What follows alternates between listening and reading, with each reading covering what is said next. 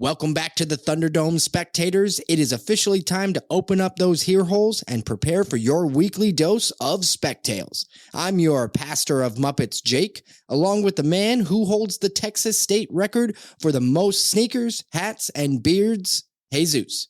What's going on, Jesus?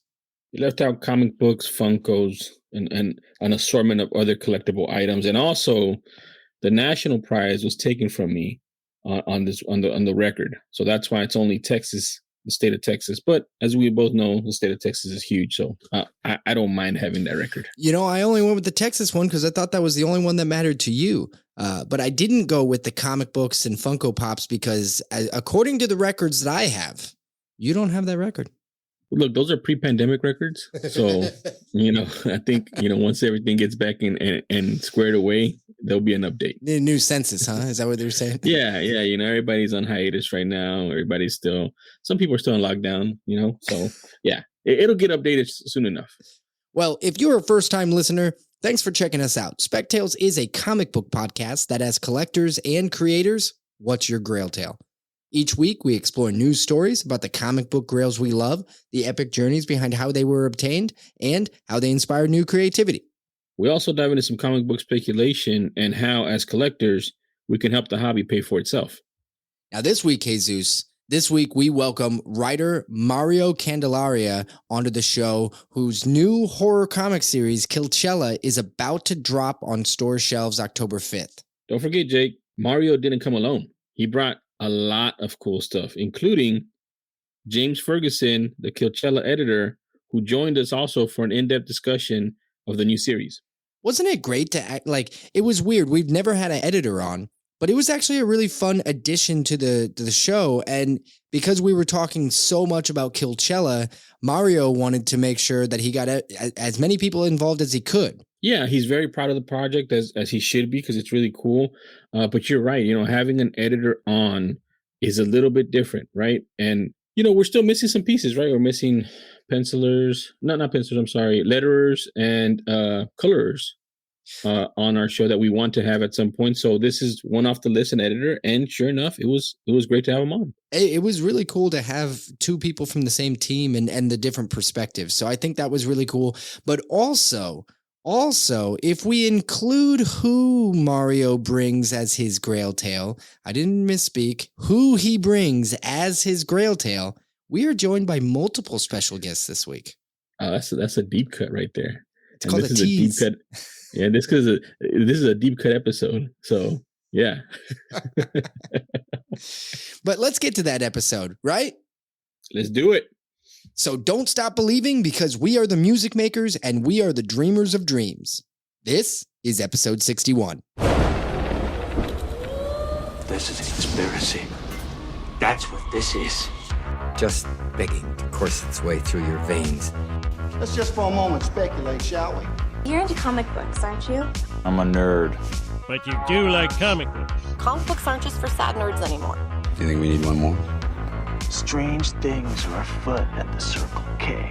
Do you think we need one more? Objection, calls for speculation, move to strike. This is a bad idea. This is a bad idea. All right, we'll get one more. Spectales, a comic book podcast with Jake and Jesus. Welcome back, spectators, for the latest episode of Spectales. This week, Jesus and I are dying to welcome two of the very talented comic creators behind the upcoming Scout Comics release, Killchella. First, comic writer and creator of Killchella, Mario Candelaria, along with Killchella editor and comic writer himself, James Ferguson. Welcome to the show, gentlemen. Oh, thank you. We're so excited to have you guys. I was the one who put Jake onto Killchella. I just want to let everybody know that it was me. So trendsetter. Just getting all the props. All right. Yeah, I didn't want to give myself the props, but I knew Jake wasn't going to do it, so I went ahead and did it myself. I read about it in previews. Did you talk to me about it? No, you didn't. Oh, all right. Well, it's been like 2 years coming. So since the initial press release went out for it. So depending on when you saw the initial news, you could have had a nice long runway for it. Well, I just want to say again, thank you both for coming on. And just to differentiate, James, why don't you say hello real quick so the listeners know? Yep. Yeah, I'm James Ferguson. Hello. Awesome. And we have Mario Candelaria over here. Mario? Hey, I'm Mario. Nice to meet Perfect. you. Just want to make sure everybody gets that down. Mario, so I need to pry a little bit deeper into the creation of Killchella. So I have you kind of listed as the primary creator of it. Was this your brainchild? Is this birthed from your brain? Oh, yeah, 100%. I went through a few different versions before we landed on where we are, but the actual genesis came from a news article.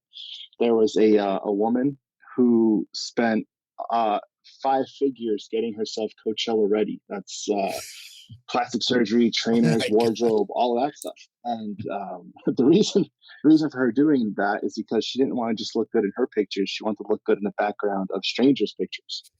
So that's incredible.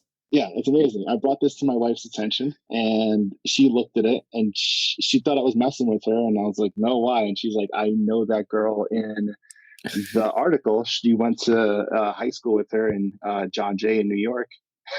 Wow. And she thought I knew that. I was like, oh, crap, I had no idea. And then from there, it's just like, you know what? These are the people, and I got to write a story about this. That's incredible.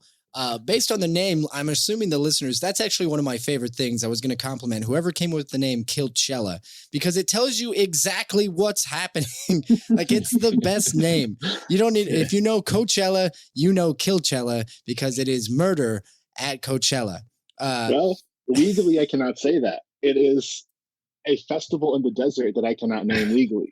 So, you're right. You're right. Coachella actually is cleverly covered up. Like, you see Ella or something like that, like in the, in the banners and stuff in the background, but you never see the co part or whatever it might be.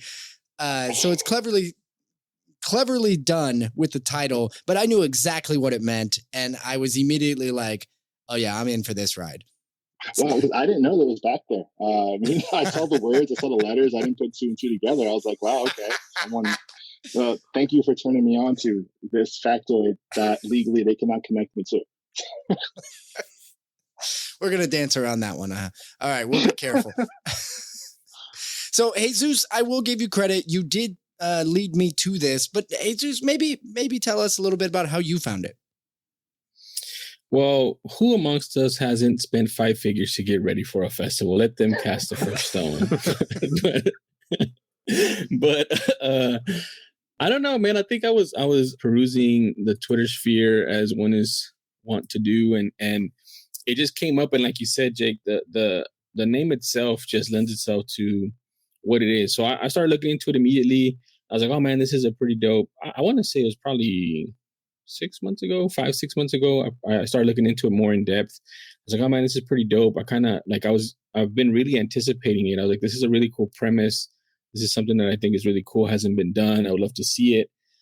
And then I started following Mario, and then I started listening to the Creators on Comics, Jordan Patrick Finn, friend of the show, and Mario came on there, and I was like, oh man, so I got a little bit more insight into it, and I was like, man, this is definitely going to be on my pull list. I definitely want to read this. It just seems really cool. And then what do? I mean, I have friends that read comics, so I started telling them about it. And then I went ahead and said, yeah, no shit, this is a good idea. Let's get Mario on. And Mario was like, hey, I've got friends too. Let's get James involved here. And this turned into a big old party. James, you're the editor on this. And by the way, everybody, we're going to go into Killchella 1 and 2. We were lucky enough to get a preview for it. I'm just doing a little bit of background before we roll into those first 2 issues, and we'll try to avoid the spoilers, but I mean, be careful. But James, I guess, when did you get roped into it? Because you made it, you said like 5 or 6 years coming. So you've been involved since the beginning, right? Or early on? Early on. So, I mean, I used to write for Horror DNA. So shout out to those guys over there. Still near and dear to my cold, dead heart. But, so I wrote about horror comics for like 12 years. And Mario was like, I got this idea. It's a horror comic. Like, can you take a look at that? Can we talk through this? And he sent me the outline for it. And he's like, am I onto something? Is it scary? What it is? And, because I knew a thing or two about horror comics. So I started to it, and I was like, oh, this is cool. There's a lot of really great stuff you could say about like the influencer culture and social media and like, the obsession with fame and all of that through like this lens of just like bloodshed. So like, weaving all of that in there for these great scary moments and these beats. So that's where it kind of started, and I kind of just advised him a little bit on that. And then it grew from there as we started talking back and forth about like, oh, well, there's this or this. And like, would you ask questions about, I mean, that's really what a lot of editing is just asking questions. So he would send me something. I go, what is this? Does that person do this? Did that guy go here? Is that the same person? How many people are here? And, it kind of evolved from there. And Mario asked, well, do you want to just come on board as an editor for this officially? And then that was it. We were kind of off to the races. That's incredible. Hey, James doesn't give himself enough credit. I mean, I used to be a comedian, so I came from more of a comedy world. My tastes lie more in like mumblecore drama movies than horror. So, me going to him was really like a coach. He was there to help me navigate a world that was foreign to me in horror, while letting me keep my comedic elements as well as just regular dramatic beats in there. But also, when the times were hard, he was like someone I could rely on. He was a rock. And when the times were good, he was someone that helped push me up further. So I mean, his editor role is a little bit more expanded than just these are the typos you had, and also this panel doesn't match what you're saying. I just wanted to say that. Yeah, and I had thank you.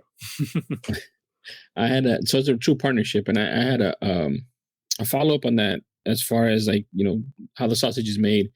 So how did Scout Comics has been putting out some really good and dope comic books as of late. Mm-hmm. How did it get to become a home for Killchella? The honest answer is not sexy or exciting at all. I saw their submission thing. I sent the email and they said yes. Image said no right away. Image, like as soon as I sent it, they're like, yeah, no, because I wasn't a big enough name. They say no right away to people who can't sell X number of units, right? Or if there's no name recognition. But Scout, they took a chance on it. They said yes. I think it took a couple of weeks, as they have I know now more about their process. They have a pitch committee that present everything, and then from there it just went forward. They believed in it from the very beginning. They believed in it when we were on a production hiatus, and they kept it going. And even still now, it's a big part of their New York Comic Con lineup. So yeah, I think they took a chance on an idea the same way that Jesus, you saw an idea, and Jake and James as well, looking at the outline, everyone saw it from this level and said, hey, this is something that could be something if we give it a chance. For sure. They're fostering those ideas, and that's part of the thing that I talk about as well, that we need stuff like this, right? Because if not, everything is just the big two, DC, Marvel, and it's the same or the same creators, as Mario was saying, in terms of, well, they feel like you're a household name in the comics world. You can sell so many units, as he said. But if we're not taking risks on new talent, we don't get Killchella or books like it.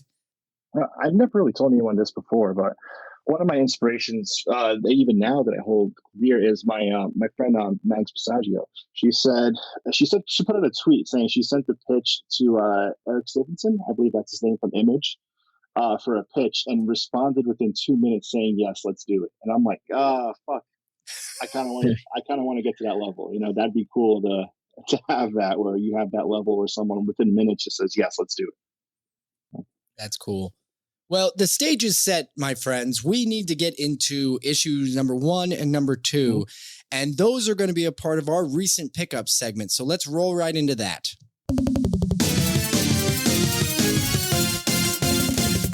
Recent pickups. Okay, so for all you listeners out there accustomed to our show, we have 3 basic segments.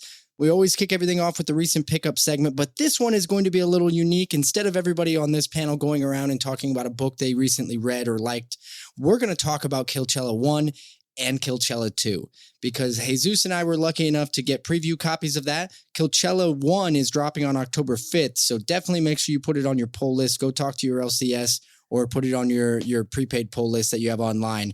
I assume James has already read it as the editor. I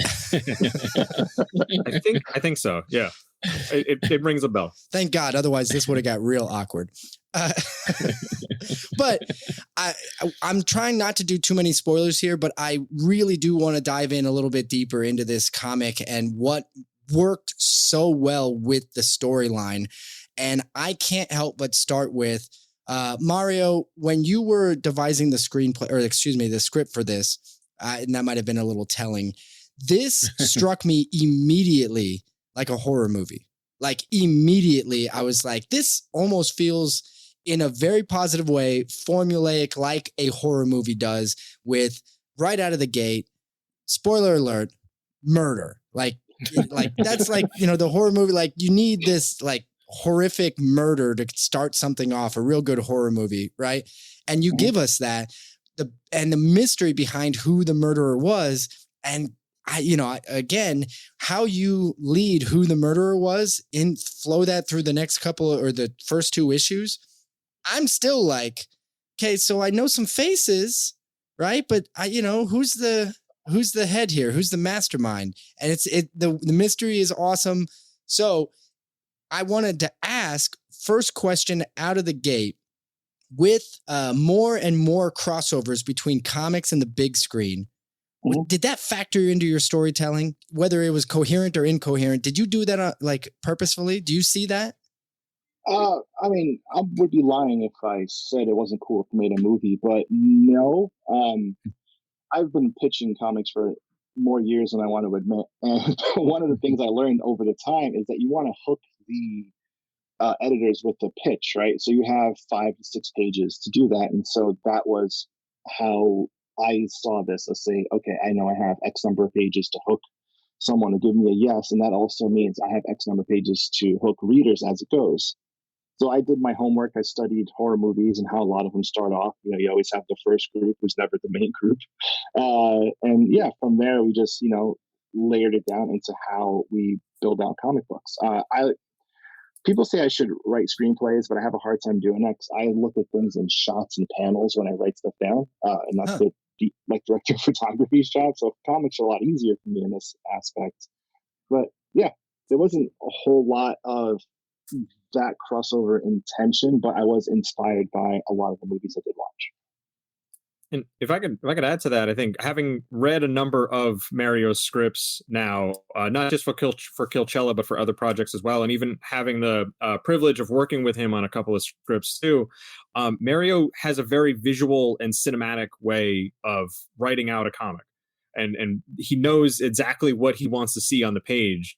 And sometimes the way the panels are laid out, sometimes the way the actual shots, it's very specific in terms of that look and feel that he's going for.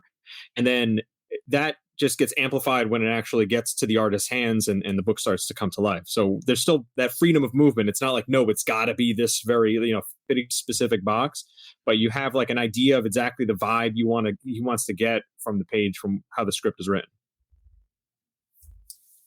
Awesome. I mean, I sense the same thing. Jake just kind of beat me to the punch as per usual, but I saw it the same.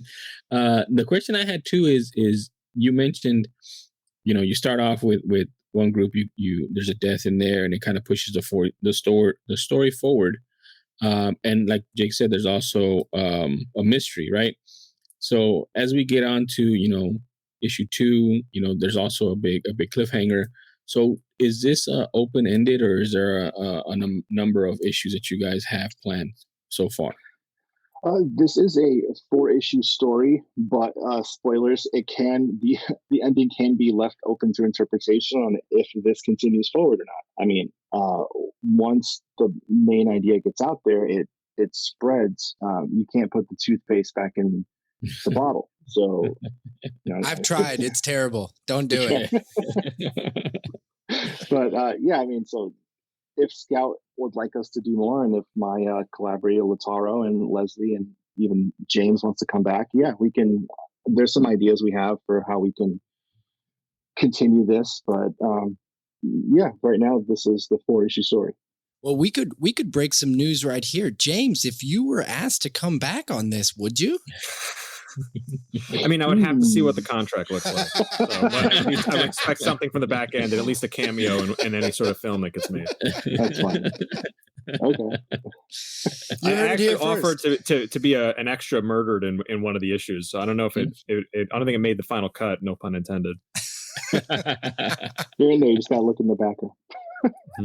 Actually, that's interesting. I hadn't thought about that, but obviously somebody has to come up with the faces and the people who are in it. And, in my head, I think the artists just go off of they just make faces up. But I guess people make their way into these comics.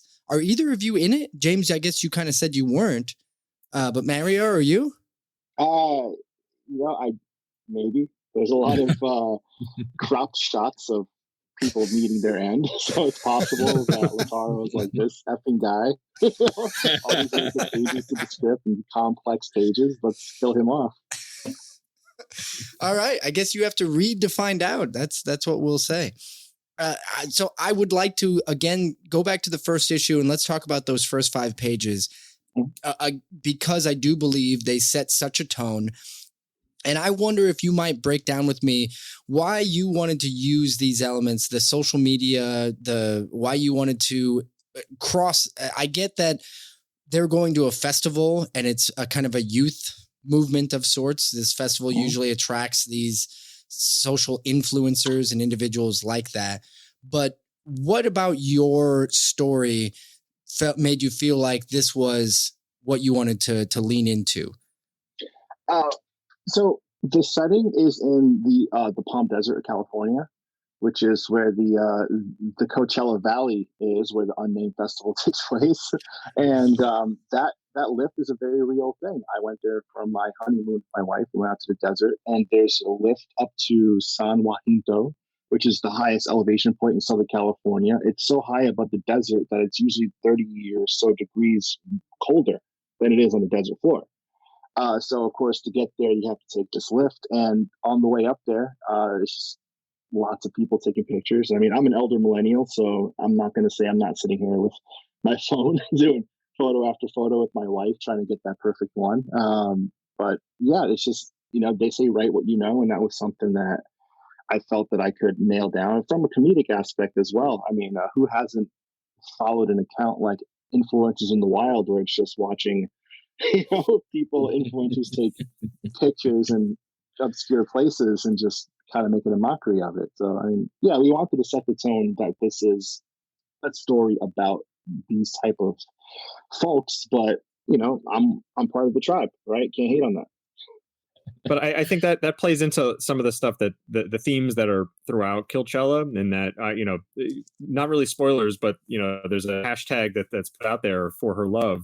Mm-hmm. And that plays a prominent part in there, and you have to wonder what people would go to, what kind of lengths they'll go to for fame and that kind of notoriety there, and that plays a major part in terms of some of the elements that come into play later in the series.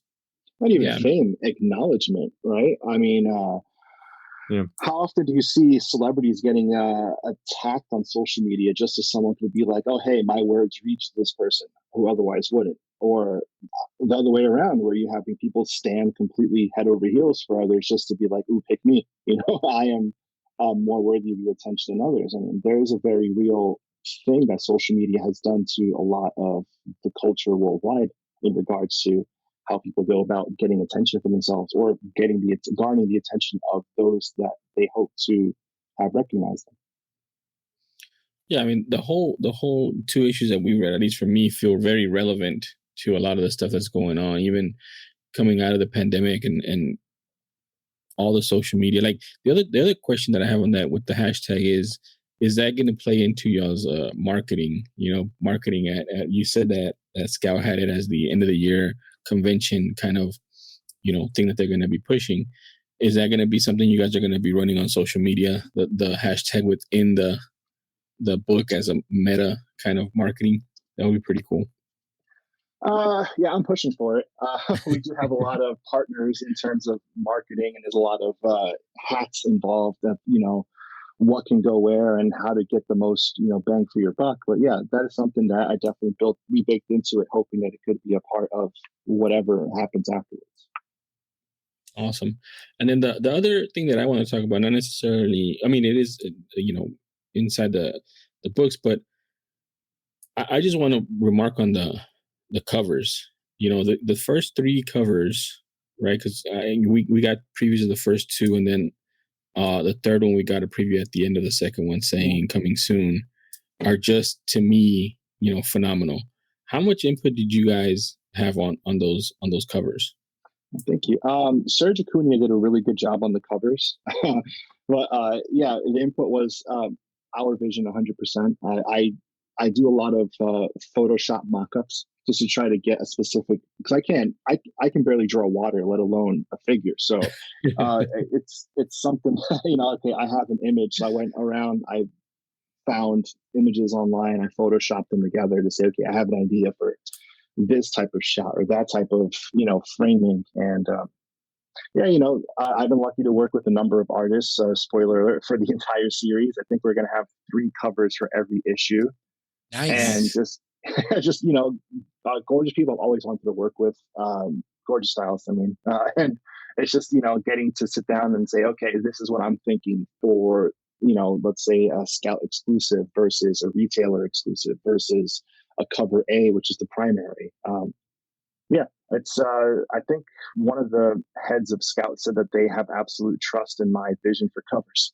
So I don't know if it's just my stubbornness or if it's just having ideas. But I mean, James, I bounce ideas off of him as well to say, hey, how do you feel about this or that? And he usually comes back with some notes. So. And James, what would you? We've never actually talked to an editor on the show before, and it's interesting to me to have your perspective. I actually don't know how involved the editors get, and maybe it's different for every book. Yeah, it's definitely different for every book. So I think like every editor, there's like different levels, right? So I came on initially to just be a story editor and just work with Mario to make sure the script was as great and scary as it possibly could, and then as we started meeting with Scout and everything, I was like, oh no, there's more things that we could do here. And it became a bit of a task manager as well, and project manager, and just making sure like, all right, the art, where's the artwork? How are we pacing? Because, the book, Scout picked it up, but the book wasn't done yet. So we were still in the works with everything. So we didn't have, I joked before, like, hey, we had a press release like 2 years ago, but the book wasn't finished yet. It wasn't ready to come out. So there's no release date on the press release. So it's like, that was something that always bugged me as a press guy of like, well, when can I read this? So it was a matter of making sure, like working with the art team and saying, all right, well, hey, I haven't seen any pages come in a little while. Where are we with this? The last one we had, we were expecting thumbnails a week ago. We haven't seen them, and just kind of like keeping everybody on task and making sure that can come in. And just like kind of coordinating that aspect of it, saying, all right, we got it all. And then it's a matter of like working with Scout to get everything that they need and get the book ready in that regard. Yeah, James was a hound dog. I couldn't have done this without him, honestly. For sure. And the other thing too is I was thinking about this as well, because you guys obviously picked a very, relevant time to release, right? October 5th, right through the Halloween season and all that. But you guys could have also released it during festival season, right? Because for the festival crowd, the festival people that go out there. So it's marrying basically 2 different, crowds into one. And I think that's very smart on the part of you guys and Scout. I'm sure Scout had something to do with that as well, right? Like telling you guys, we're going to go for... I mean, spoilers, but like we had I was initially pushing this to be a summer book, and that was something I'm like, this is a summer feel. This is a thing you want. Like, yes, horror will always live in Halloween, but like this has this like bright, sunny, and bloody look and feel to it. So I was trying to get it to come out in the summer. Didn't quite line up from the art production standpoint. So now we're in October, which also works well, and that's also partially due to how Scout pushes their books out, which is something I haven't seen in other publishers. But they release the first issue, and then the second issue doesn't come out for another 2 months, and that's because they let comic book shops really see what the interest is, and they can increase orders for it. Because by the time any sort of, especially in a book like this, which is a miniseries, by the time the first issue hits the stands, they've already ordered the second issue.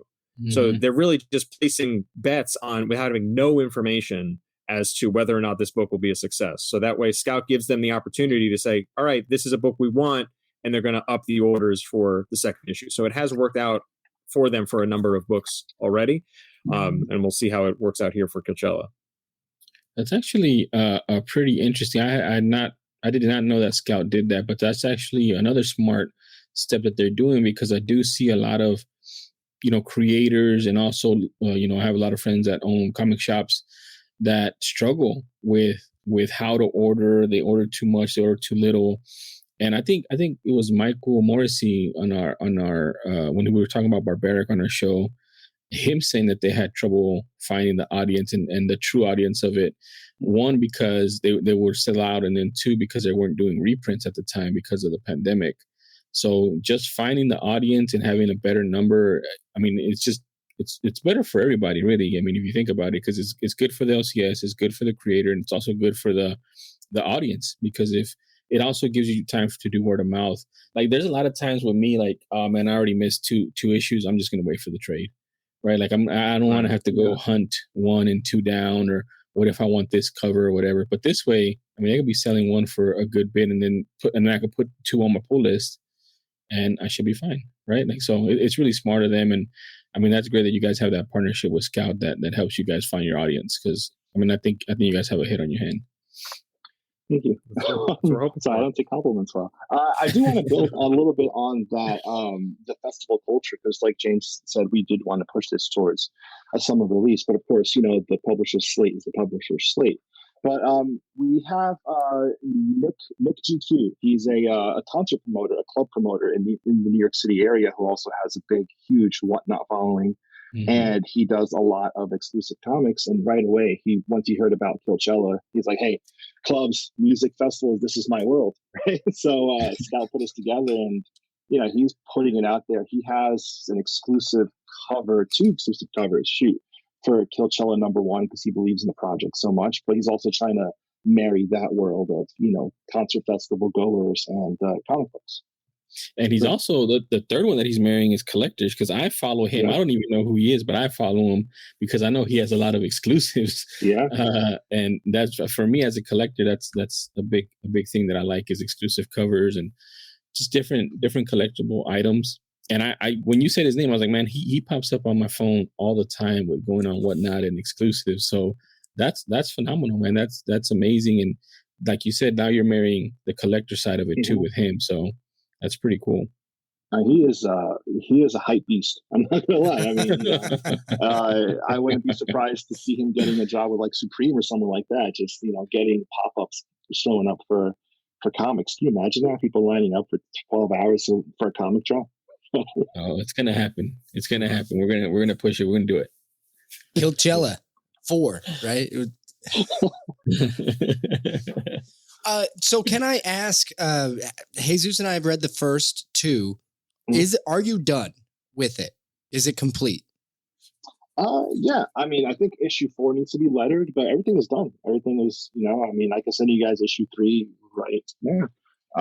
We're not going to tell you no. I'll send you issue. Yeah, I just got a proof from Scout. That's also waiting for Scout to do the proofs. They wanted the first 3 issues completed up front before they hit yes on this is the date we're going to push this out to the printers and to Diamond or our other distribution partners. But I told my team, like, well, we only have 4 issues, so why not just continue the production train?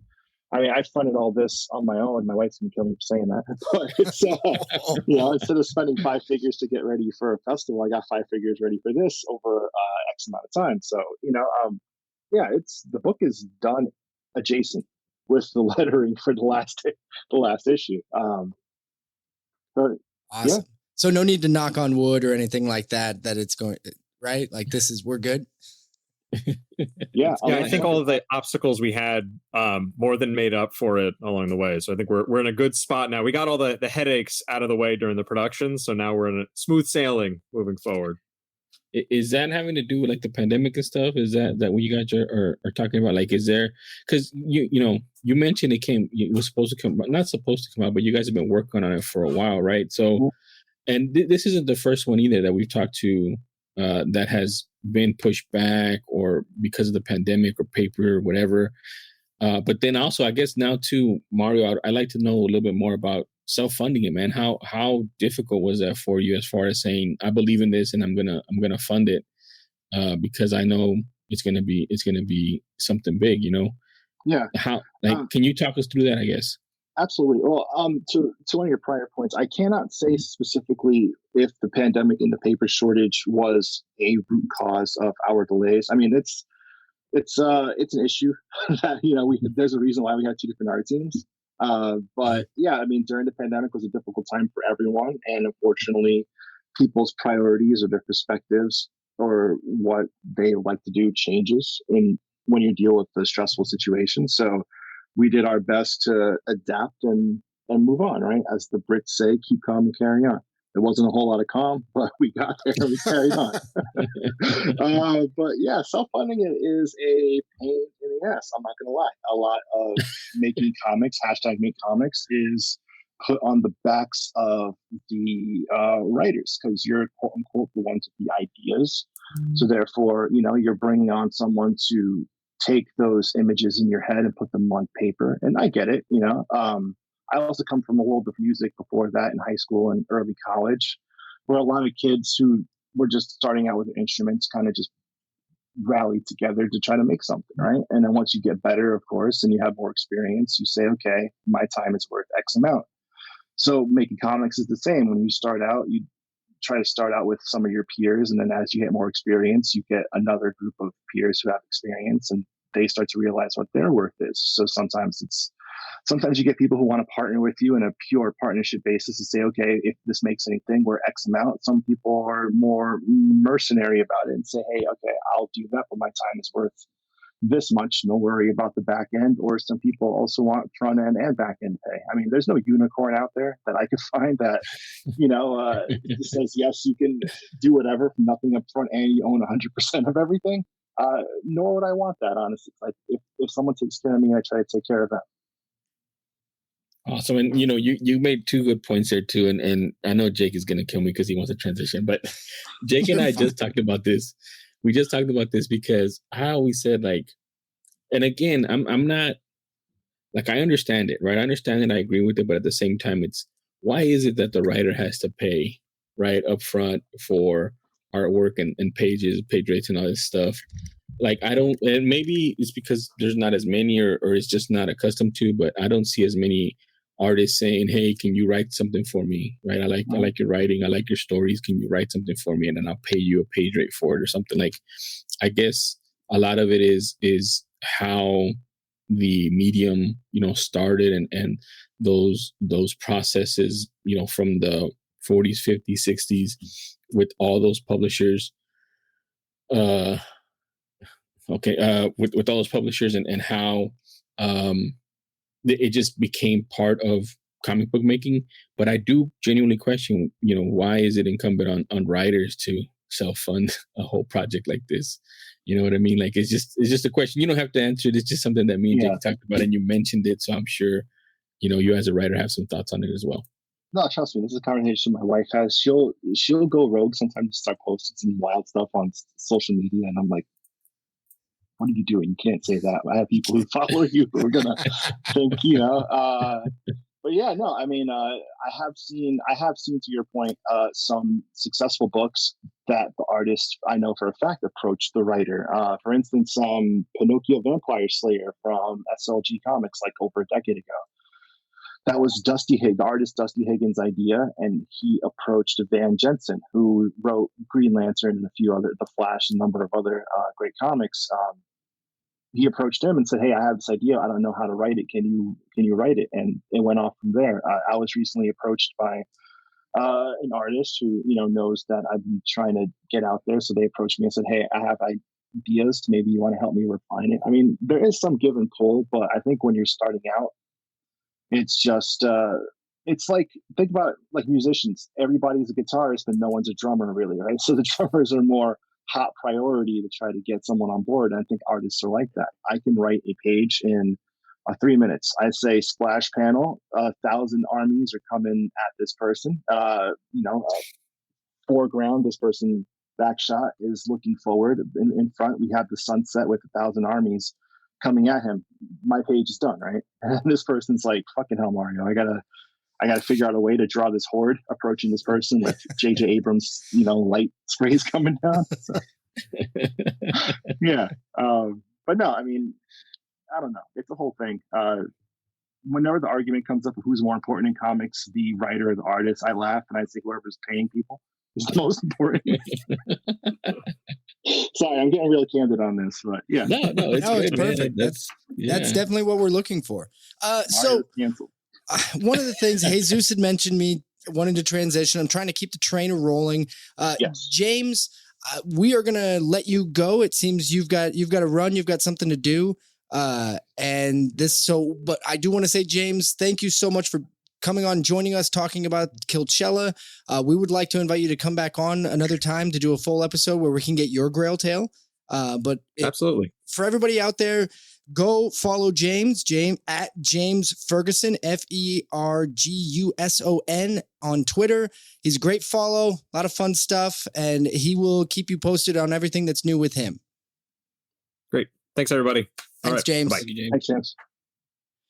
All right. Mario After Hours. Now that the boss is gone, let's get to it. Exactly. Now you can really get candid, right? No, I love James. James is awesome. I met him. I did this old comic book called Corktown that came out in Alterna. It's about the ghost of a detective who's trying to stop a vampire killer. But spoilers, the vampire is her resurrected body.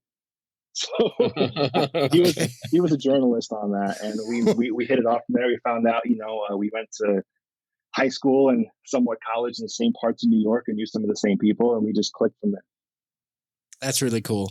Yeah, James is an interesting guy. Just going all the way back to him writing on Horror DNA. That is such a cool site with a lot of great information. And if you're a horror comic reader, which a lot of our listeners are, you are going to want to go and check that out if you're not familiar with the site. But in the light of what we've got Mario After Hours, as you said, we want to get to know you a little bit more, and we're going to keep talking Killchella.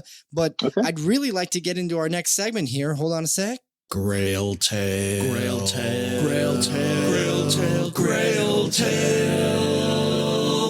The Grail Tale segment. This is the segment where we're going to ask you, Mario, to talk a little bit about your Grail Tale, a comic book or some piece of collectible that has meant a lot to you, maybe how you got it, and maybe if it inspired you, or you can make whatever you want. But we're going to kind of give the floor to you here.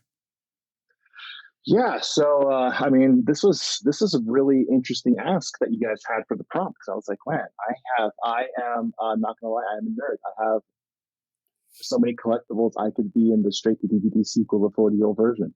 It is insane here. But I think the one piece that stands, this is no pun intended, head and shoulders above all, is a bust that I have, and I'm going to send you guys photos. It is a bust that was made of me by Greg Nicotero and the Walking Dead team. They do all the special effects for that show. Yes. Yeah. I got to go out to their studio, KNVFX's studios in North Hollywood. And they hit me with the plaster, and then a month or two later, I got this zombie version of me that I keep at my desk. How is that? Hold on a sec. We got to back up. This is a lot. This is a big story. All right. First and foremost, that's amazing that you have a zombie version of yourself. I swear to God, though, if I woke up and saw half asleep, I see a zombie version of myself. I'd probably piss myself I at mess with night. my wife sometimes with this thing. It's so good. But please, there must be an origin story. How did this come about? Where did you get this opportunity? So this is dumb luck, honestly, 100,000% dumb luck. People are like, oh, Mario, you're a writer, you're a creator, you're a comedy. Clearly, you know someone. No. I went to San Diego Comic-Con. I went to the Walking Dead booth. They had this, I don't know if you guys know the show, but Merle from season 1 was handcuffed to a pipe and was yanking on it. Yeah, he misses. Yeah, his hand goes missing. So they had a mold of that, and people could go there and take pictures with it. And they had a contest. They said, hey, if you tag the photo of you with this hashtag, you could be selected. So randomly I did. And of how many thousand people entered, I won. Wow. Oh my God. Yeah, dumb luck. 100,000% dumb luck. Okay, so hold on.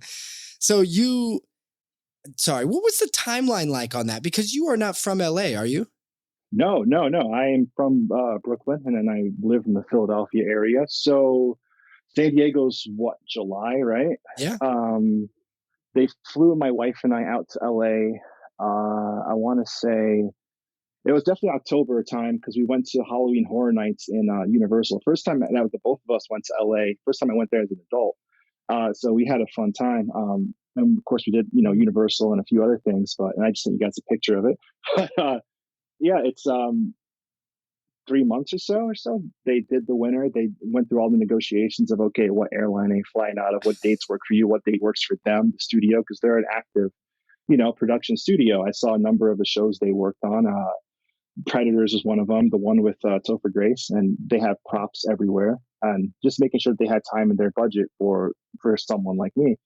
And then I think around Christmas, I just got this big box from FedEx Freight, because it's a huge box that had to be signed for at the house. And I opened it up and I stepped back. Like, I don't know if you guys ever unexpectedly seen like roadkill or some dead animal, and it kind of just like makes you pause for a second.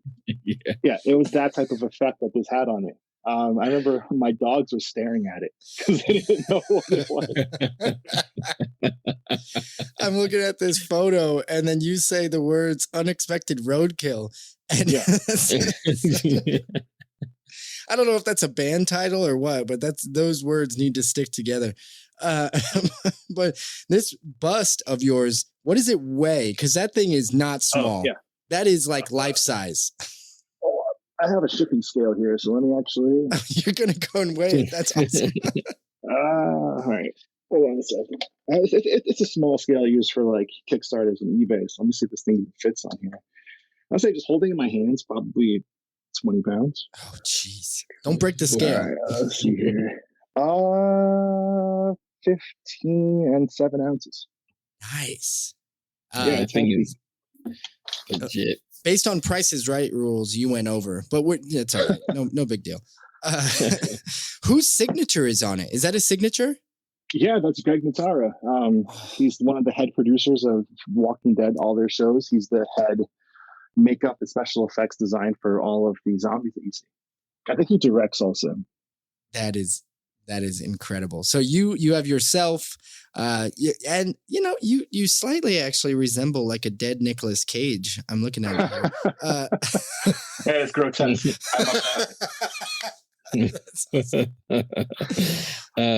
Also, how narcissistic is it that my grail is myself? I wasn't gonna say anything, but oh, geez. No.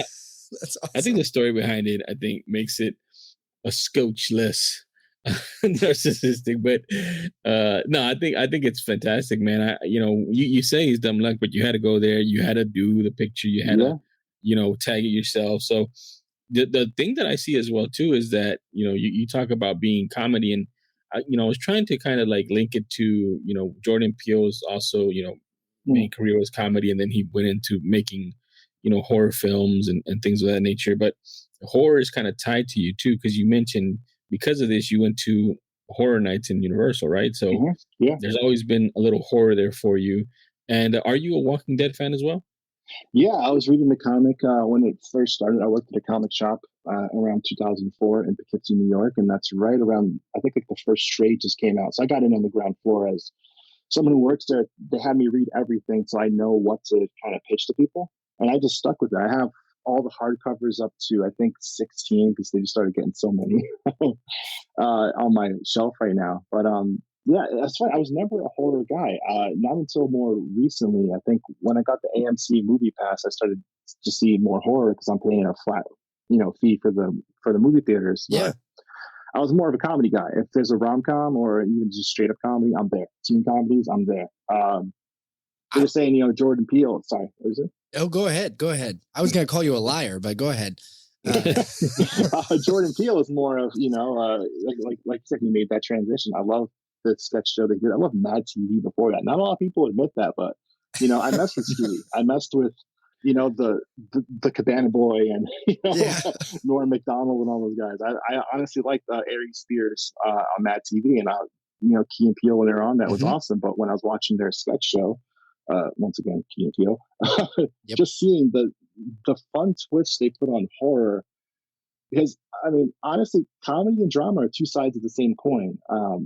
You can take one thing and just depending on how the infliction is on the wording, you can turn it from a complete horror or just a complete slapstick comedy. So, um, coming from that, I think it's all just reactions, and if we could tweak the reactions just a little bit, it still fits the sensibilities for what I would have done as a former comedian and comedy writer into just a more dramatic sense. I completely agree with that. And it doesn't seem, I was going to call you a liar as a joke. Of course, I know that you certainly have your background in comedy as well. However, as you said, two sides of the same coin. Have you started utilizing that with your storytelling? Do you look at what would make this scene funny, and does that help you create what is horrific about it? Because I do think Jordan Peele uses that to his advantage, because in every single one of his films, he never forgets about the comedy. It's just generally horrific first. That's a great question. I think subconsciously I do. I know I'm more actively in family group chats and serious situations are happening. I'm going to sorry, I'm gonna Roman Roy the whole thing and just be the jerk who's throwing inappropriate jokes out there to get the most illicit reaction from family members who are otherwise just straight beefing and taking it way too seriously. But I think in the actual story writing, maybe, yeah, I can't really put my finger at some specific things. Oh, Killchella too. I don't know how deep into spoilers I want to get, but there's some very specific stuff in the friends' conversations that was like, okay, that's just absurd. Or when everyone's fighting and beefing, one little comment or someone just snapping something back and forth, I'm like, that's funny, but that's also kind of drawn from real life. The drama that you fold into this is funny from it's funny because it's true scenario where you're like, gosh, these people are ridiculous. And why have I lived this? This is ridiculous. Like the whole thing. And not the murder part. I haven't lived that part that anybody's aware of. But back to your bust. So your Grail Tale here, not that I care, but if I wanted to buy it from you, no way. I almost got on that one Kevin Smith show where it's pretty much just people pawning stuff at the secret stash, and they're like, "Really, sell it to us?" I was like, "Fuck no, I'm not going to do that." Well, we're going to share this. If you don't mind us, we'll share this on our social media when we talk about your Grail Tale. When we share it, but I want to ask. Like, I'm looking at the photo. And your neck, it definitely looks like at some point your neck got broken. But I'm curious as to how you died. Did they give you any background, or have you created a background story as to how you were killed? Because everybody says to themselves, if they were in the zombie apocalypse, well, I know I would live. And Jesus, maybe you would live. We would probably still do the show. But how did you die? Oh, no, I would definitely die right away.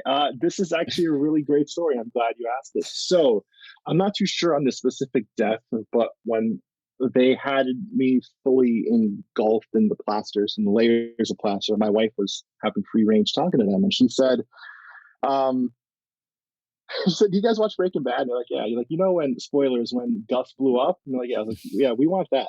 So the Gustavo Fring explosion is exactly what I have on this, and that's all my wife. She is amazing. That's fantastic. Awesome. Also, not a spoiler. It's a decade old now. Yeah. Yeah. The photos do a really good job of showing that and telling that story. It's an incredible bust. Congratulations on dumb luck and getting it.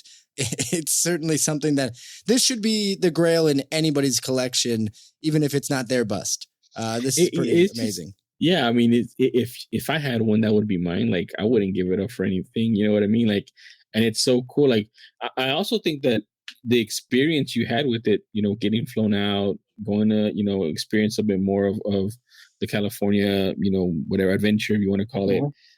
But then also getting to meet the producer and stuff. I think it'd be mine as well.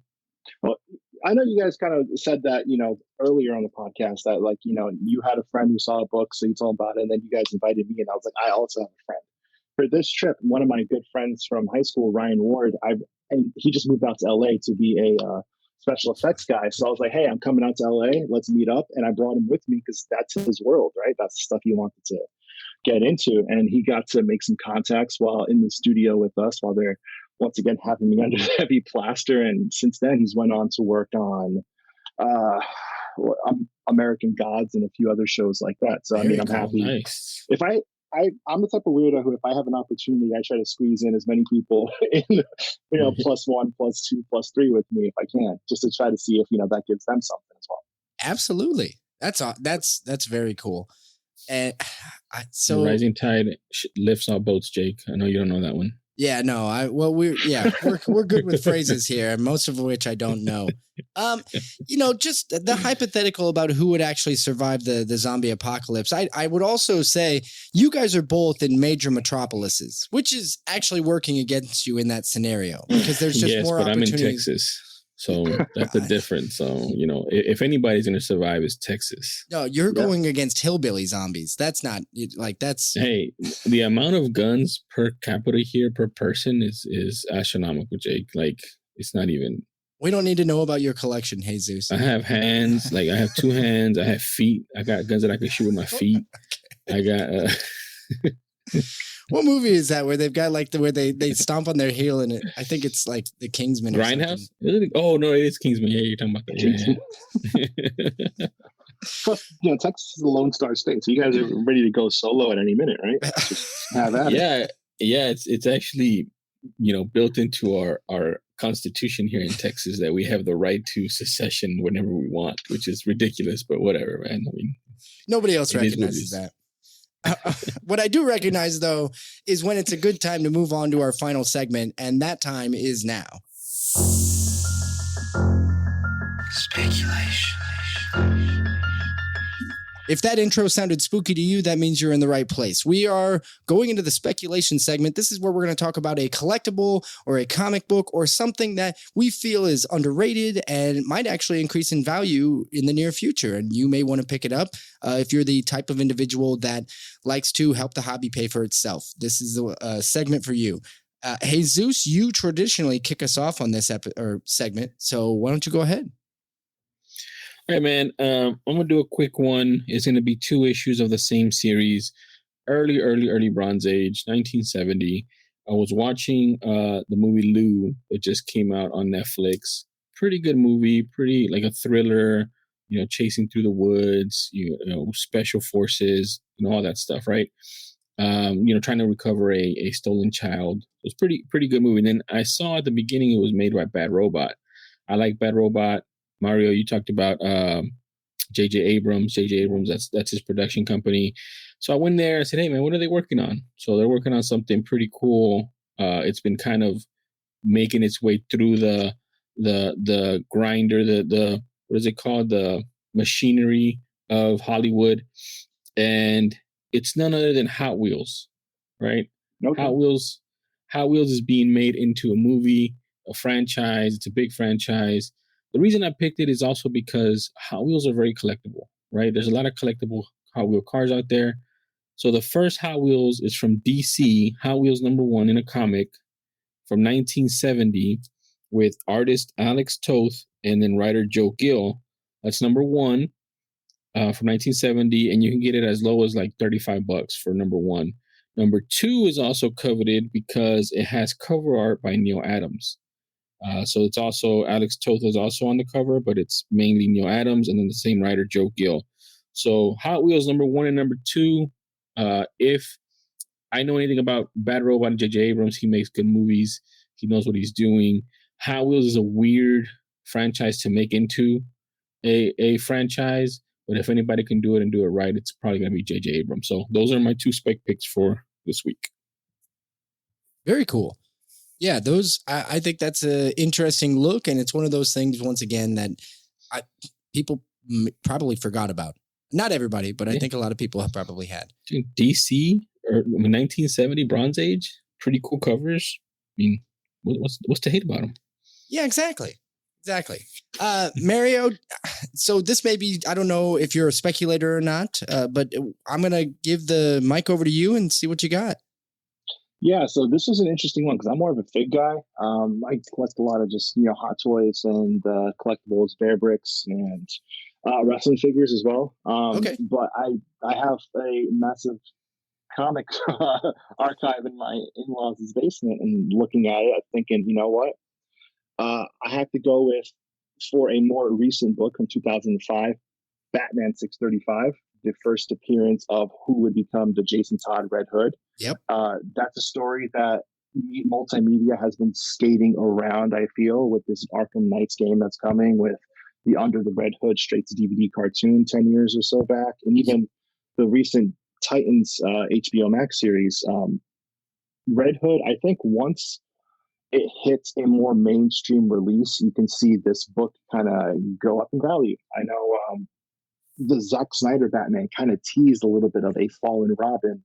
And I think that might have been on their slate. I don't really follow that stuff too closely, but I know the direction Warner Media is going. I mean, they're shelving projects left and right, but the Blue Beetle book is still greenlit, and a movie is still greenlit, and that first appearance of Infinite Crisis 5, I think, or 4, Yep, 5. yeah, that's also blowing up, and I think Red Hood is probably going to be someone who you see return. I don't know if the Death in the Family death will go up as high, but I do think that this more modern, especially the first printing by Doug Mank, is that his name?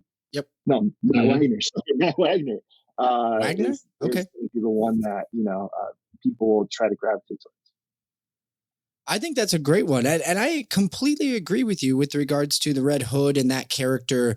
I think as soon as it hits mainstream, it is going to just skyrocket up, mostly because of how good the story is. If you go back in the modern age of Batman, there are a few characters and storylines that really stand out. And we've seen a lot of them, right? We have seen a fair amount of The Killing Joke. We have seen the Dark Knight trilogy, sort of what Christopher Nolan did, pulling from what he liked and obviously didn't like, it seemed like. But that one, the Red Hood, is one that we haven't seen yet. And it's one of the best storylines out there. That and the Court of Owls, those two, I believe, are the best. They're the lowest hanging fruit that DC needs to pick here pretty soon. You guys watch Harley Quinn at all? I haven't finished it. No. No spoilers. It's on my list. The Court of Owls in season 3 is quite eye-opening. Fantastic. I wasn't aware of that. I have to finish. I've got too much television. There's just too much stuff to watch. There's a like golden age right now. And also to that book, the Batman 635, the cover is dope. It says Red Death on it. They're fighting on it. It's just really cool. I've had this book. Some of our listeners that are longtime listeners might remember the greatest trade ever happened. And this was one of the books that I traded for the greatest trade ever. Better than Jake's trade. Batman 635 I traded for 2 books and some cash. So, yeah, really, really good pick. It's not a competition, Jesus. No, because I won. So, right, it's like, All right. Well, this last one for me, for my speculation, is more of a public service announcement.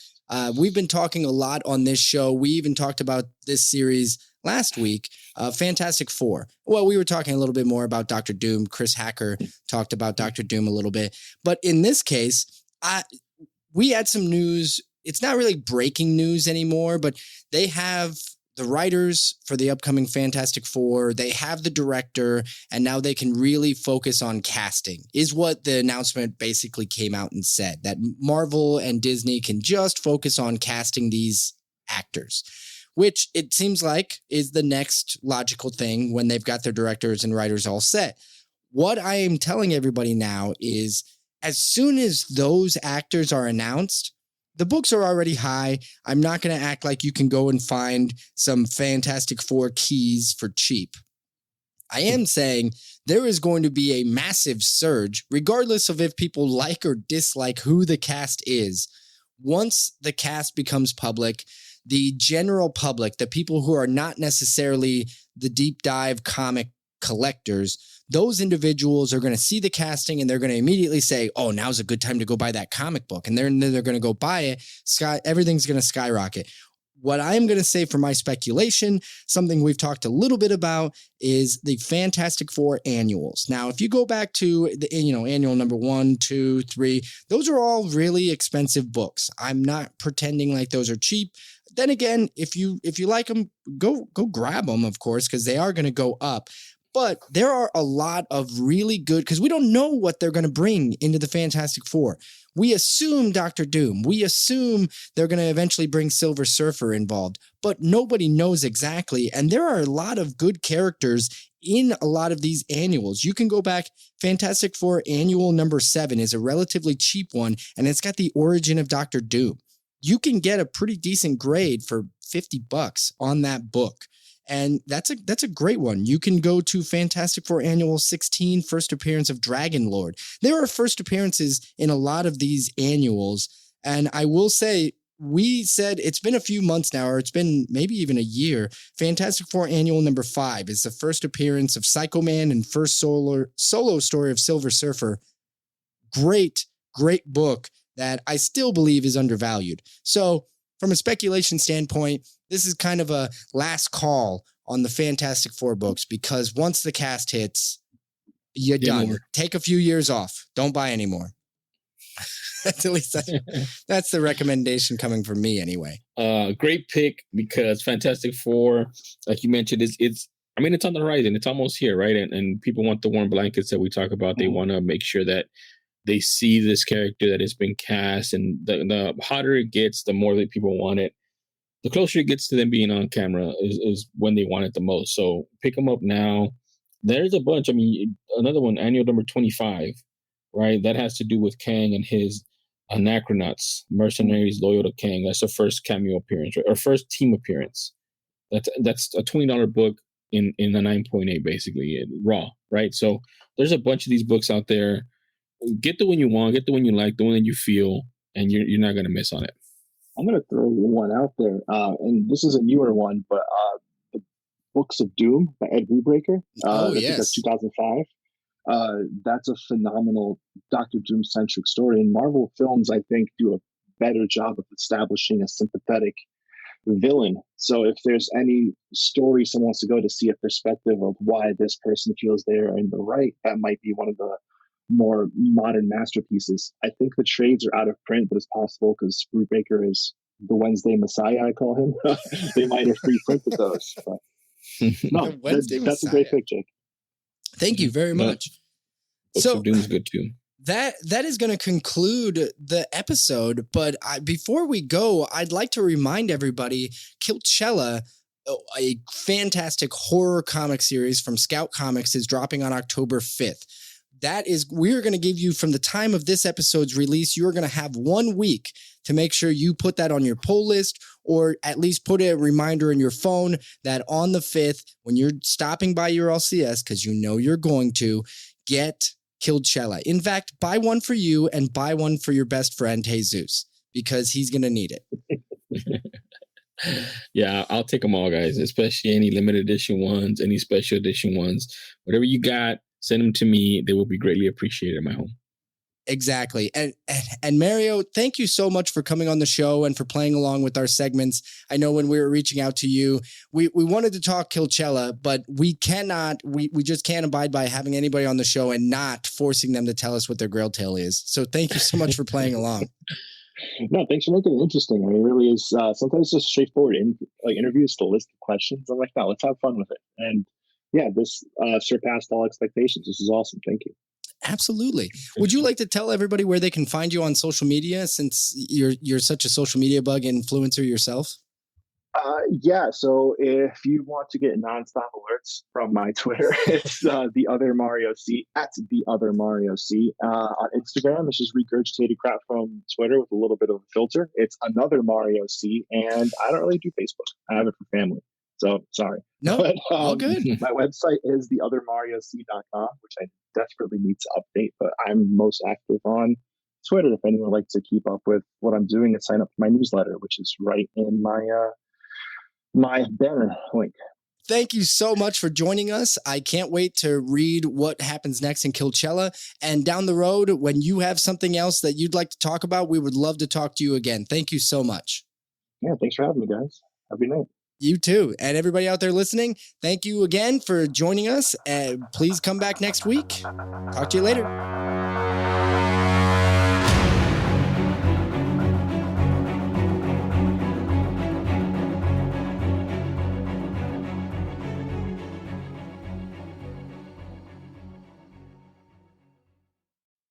I must say I do love the handle and I love the website.